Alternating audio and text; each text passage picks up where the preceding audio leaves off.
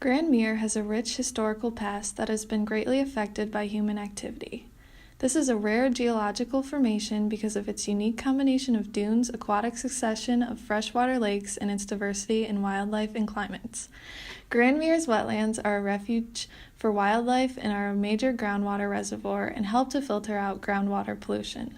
This is also an excellent example of aquatic succession of lakes. When the glaciers 10,000 years ago carved out the Great Lakes, they also carved out smaller areas within Grand Mere that became interdunal lakes, ponds, and wetlands. At one point, there were 5 lakes protected by the dunes. Now there are only 3 due to eutrophication. Grand Mere's 3 lakes all exemplify a different stage of eutrophication, as North Lake is an oligotrophic lake, a deep and open body of water. Middle Lake is partly covered with wetland plants, and in contrast, South Lake is almost completely covered by vegetation. South of South Lake, Grand Mere is home to 2 other lakes that are practically a swamp forest. The geological wonder of Grand Mere has attracted many humans, causing a long intertwined history with the inhabitants of southwest Michigan.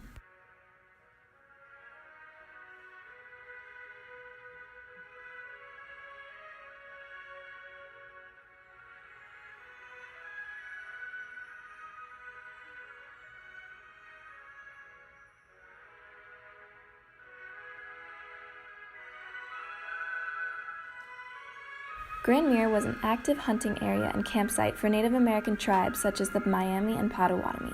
They impacted the area minimally and left campsite artifacts such as pottery and fire pits near North and South Lake.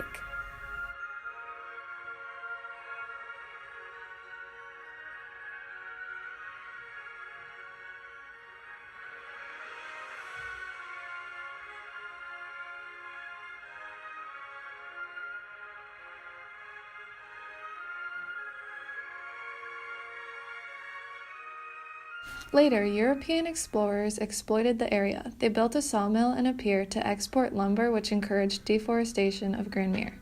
Roads were built, which increased pollution and the destruction of the natural area.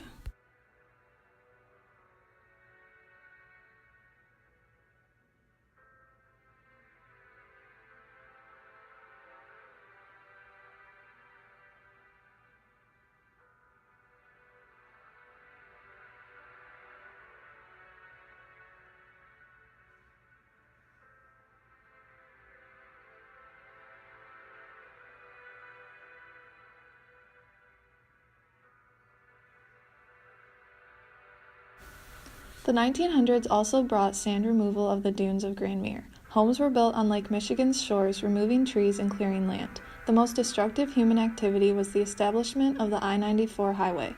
In addition to destroying dunes, parts of the forest, and Indian campsites, it killed many natural and rare plants unique to the area.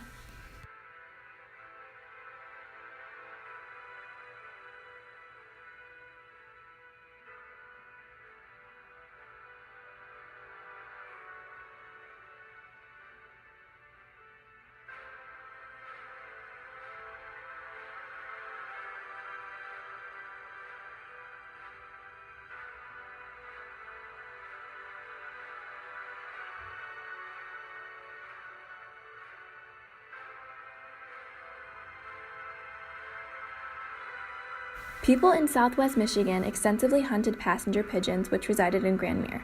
The population was exhausted, altering the food web balance of Grand Mere and causing an influx of insects.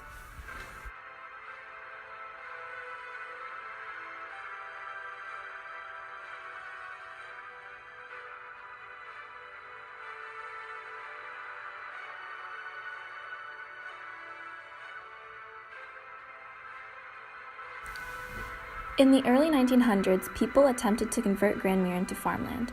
Although it failed in the end, the process encouraged people to develop land for profit.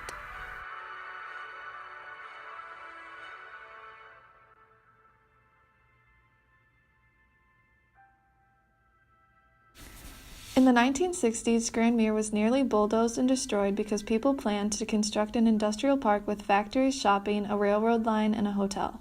Sand miners planned on destroying the dunes and building a golf course, and Middle and South Lake were to be dredged to build marinas. A committee of conservationists in the area desperately fought to conserve this natural area. Their efforts were met after much debate with an era of attempts to protect Grand Mere. Laws were passed to require a permit for sand mining. Anyone found damaging or littering Grand Mere would be fined, including motorcycles on the dune paths. Cleanup campaigns sprang up. Grand Mere was finally turned into a state park in order to protect it from further destruction from human activity. In 2000, a sand mine restoration plan was implemented after the intense use of sand mining. By 2003, Technisand, the sand mining company, stopped all mining and turned the land over to the state to be restored. In 2005, all reclamation of the site by Technisand had been completed. The state stewardship program continues restoration and management of the site, planting native grasses and scattered trees to reestablish the ecosystem and return it to its surrounding areas. The Cook Nuclear Plant was established in the Grand Mere area in 1975. We interviewed Shane Lease, Vice President. Why did the Cook plant choose to establish at Grand Mere?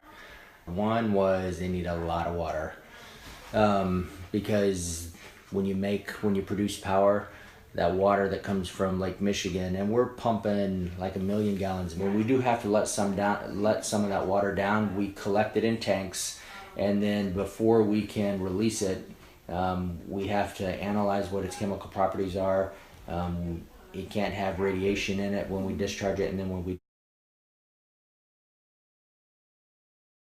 so they needed a lot of water. And then the other is they needed a place that doesn't have earthquakes, right? Where they could site a nuclear, where it's stable. Are there any benefits to having it for the environment? And when we bring the water in off the lake, water that comes from the lake doesn't touch the fuel, it doesn't touch anything that's contaminated.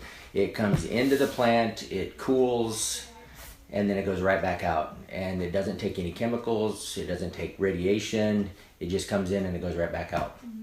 And so when we bring it into the plant and then when we send it out, it goes out a few degrees warmer than when it comes in. And so fish like that. And so right around the Cook plant, that's why before 9/11, right now, after 9/11, we had to put up all those boating buoys so no one could get close to the lake. Before that, everybody would fish right at the Cook plant discharge because the water was warmer. So warmer water attracts bait fish attract the bigger fish. Yeah, it does. It helps the fish population. Plant contributed to any negative events. It was about 3 years ago. One of the tubes in that heat exchanger developed a leak. It was like 0.08 gallons per minute. So it's something that you couldn't see. It's not like we put an oil sheen out on the lake, but over a period of weeks we noticed that our tank level was going down and we identified the leaking tube. So we have put lake, which is absolutely what we don't want to do. What are the costs to having it for the environment? So we try to manage that very closely. So one, it's built in the sand dunes. Sand dunes are protected. And so we just, even though it's our property, we can't go mess with the sand dunes now. If we wanted to go make a change that required us to move sand, we would have to get a permit from the Michigan Department of Environmental Quality. So we protect the dunes. Heck, we can't even trim trees without talking to them, because if you trim trees, the roots go away and then the sand will erode. So we protect the sand dunes. We protect the water. We have an entire environmental department, and every day they monitor one manually. We literally have a guy that goes down to the beach every day with a cup on a long stick. We do bring fish in. Monitor it for any bad things that we might be putting in the lake. We work really hard to protect the wildlife. So ducks are probably our biggest problem, because the intake tunnels go out, 1,500 to 2,000 yards out into Lake Michigan, and that's really not that deep. And so our intake structures, zebra mussels, quagga mussels will grow on those, and if the ducks down to try to eat them, and when they dive down, they get sucked into the plant.